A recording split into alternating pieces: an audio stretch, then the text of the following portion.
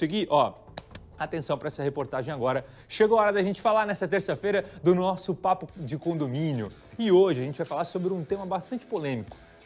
Um rapaz autista que foi proibido pelo condomínio onde ele mora de circular pelas áreas comuns. Mas como assim? Proibido de circular pelas áreas comuns? Pois é, o caso revoltou a mãe que acusa a administração de discriminação. Vamos conferir, reportagem. João Vitor tem 30 anos e um grau moderado de autismo. Recentemente, o rapaz tentou tocar no ombro de uma moradora na garagem do condomínio onde mora. Ela não gostou e João se assustou com a atitude. Queria ficar trancada no carro, ele queria que ela saísse. Eu pedia, por favor, saia do carro, que assim eu consigo segurar ele, tirar ele daqui, né? O episódio com a vizinha virou caso de polícia. A mulher registrou um boletim de ocorrência e fez uma reclamação formal ao síndico. A mãe do rapaz recebeu, então, uma carta do departamento jurídico do condomínio que proibia o filho dela de circular nas áreas comuns sem um cuidador especializado. Um acompanhante terapêutico ia fazer a mesma coisa que eu fiz. Ia tentar acalmá-lo. Maria Lúcia afirma que o filho não tem problemas de relacionamento e acredita que ele tenha sido vítima de discriminação. Uma lei iguala os direitos do autista aos da pessoa com deficiência. Portanto, segundo a legislação e o bom senso, não deveria haver nenhum impedimento de João Vitor conviver com outros moradores. A advogada que representa a família já entrou na justiça contra o condomínio. Porque discriminação pelo Estatuto do Deficiente é crime, punível com pena de até 3 anos. Eu conversei com o síndico do condomínio que preferiu não gravar a entrevista. Ele disse que a restrição para que João Vitor não circule pelo prédio sem uma acompanhante ao lado foi uma decisão tomada após moradores relatarem outros casos. Nós ouvimos um especialista que afirma que a medida vai contra os direitos das pessoas com autismo. Quem eventualmente tem algum tipo de deficiência, dificuldade de locomoção, o que ela busca muitas das vezes é se sentir igual aos seus pares. Isso faz parte da essência da legislação. E, claro, ser protegido quando assim nós temos essa necessidade. Nós levantamos esse assunto porque é uma discussão que precisa ser feita, né? Que dificilmente você vai ver em outro programa discutir um assunto como esse que a gente precisa abordar. 18h30, no nosso Papo de Condomínio, você já sabe, eu recebo o advogado Jadson Molina, da Predial Condomínios, para a gente falar com um especialista no assunto. Tudo bem, Jadson? Como é que você está? Boa noite. Tudo bem? Boa noite. Eu queria começar perguntando o seguinte, Jadson. A gente viu um caso de um apartamento onde tem uma pessoa autista e que gerou algum tipo de polêmica dentro do condomínio. O síndico deve intervir em algum caso com multa, com advertência, levando em consideração que nós temos um autista ali? Boa noite. Boa noite, Buganza. Boa noite a todos. Bom, esse caso, Buganza, de autismo dentro do condomínio é muito comum, né? E ele deve ser tratado, obviamente, como uma exceção. Certo. Então, o síndico, em regra geral, jamais deve aplicar multa e advertência quando se depara com um caso desse. O primeiro ponto a ser feito pela administração do condomínio, com toda a sua assessoria e os membros que compõem a administração, é um diálogo com as partes envolvidas, porque nós estamos diante de uma situação de exceção.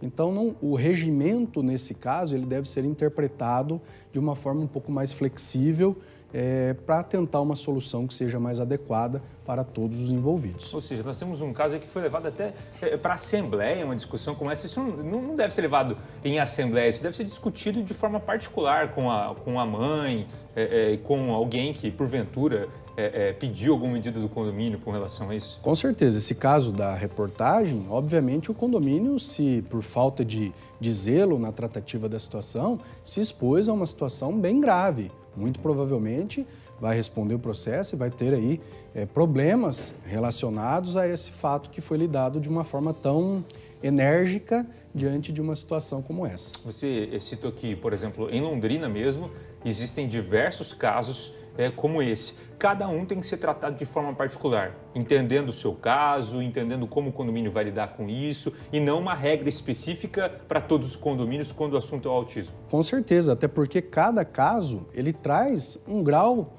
maior ou menor de incômodo e de problema. O fato é que a pessoa com autismo, né, desde que cumpridos os requisitos de acompanhado e tudo mais, tem total direito de usufruir das áreas comuns, das áreas privativas do condomínio.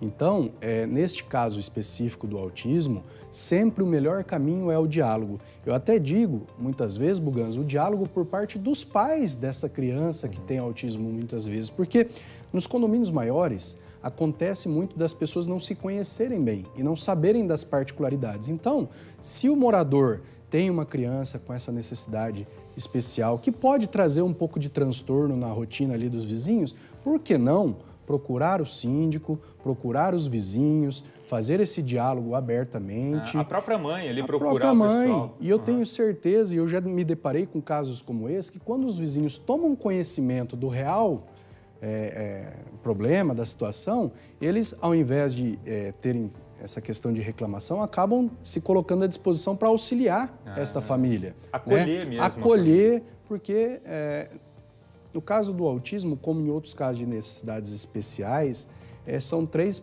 patamares: informação, respeito e inclusão. Certo. Não tem jeito, né? Então, todo mundo junto vai conseguir flexibilizar a situação.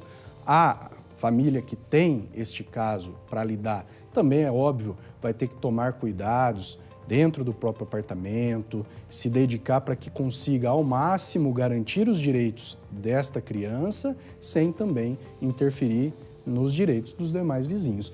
Tudo sentado, conversado, no diálogo, como o caso demanda, né? Você citou muito bem, e a gente só vai ter respeito e inclusão se buscar informação. Com certeza. Então, o condomínio deveria ter feito isso antes de qualquer medida, né? O mais Sem importante dúvida. é buscar informação para tomar uma medida. A informação tem que partir da família, primeiro de tudo, Certo. quando muda para um condomínio, já deixar claro esta situação, né? E também a informação tem que partir do condomínio para os demais condôminos, Certo. né? Para tratar isso de uma forma como ela merece, que é uma forma inclusiva e com respeito. Tá certo. Nosso papo de condomínio de toda terça-feira. Obrigado mais uma vez. Eu que Jadson agradeço. Molina, advogado da Predial Condomínios, junto com a gente aqui para tratar desses assuntos tão importantes, né? Dentro do condomínio, com a responsabilidade que eles merecem. Obrigado mais uma vez, Jadson. Boa noite. Tamo Obrigado. junto. Até mais. Valeu. Tchau, tchau.